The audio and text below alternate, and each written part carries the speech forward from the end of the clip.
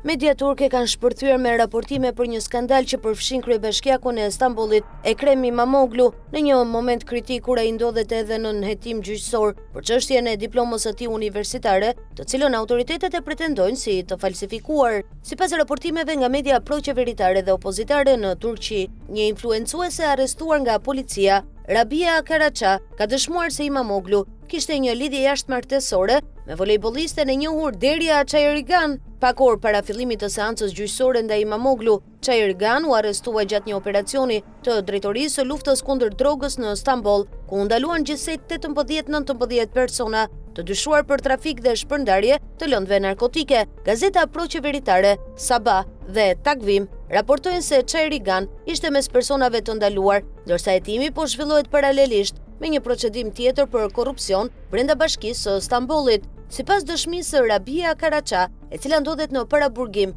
Derya Çayırgan ishte e dashura e Ekrem İmamoğlu, ndërsa kryebashkiaku, sipas saj, kujdesej për të dhe siguroi që ajo të merrte pagesa dhe mbështetje financiare. Këto deklarata janë futur në dosjen hetimore, por nuk janë konfirmuar nga gjykata apo nga ndonjë institucion zyrtar turk. Media turke kanë rikthyer gjithashtu një intervistë të Çayırgan nga rreth 2 vite më parë, kur ajo ishte pyetur se cili ishte personi më i famshëm që kishte të regjistruar në telefon. Ajo ishte përgjigjur Ekrem İmamoğlu, pa dhënë shpjegime të mëtejshme. Deri në këtë moment Ekrem İmamoğlu dhe zyra e kryebashkiakut të Stambollit nuk kanë dhënë asnjë reagim zyrtar për këto pretendime. Analistët politik në Turqi theksojnë se këto zhvillime po ndodhin në një klim të fortë përplasjeje politike, pasi İmamoğlu konsiderohet rivali kryesor i presidentit Recep Tayyip Erdogan dhe përballet njëkohësisht me hetime për diplomën, korrupsion të pretenduar dhe tani edhe me akuza për jetën e tij private.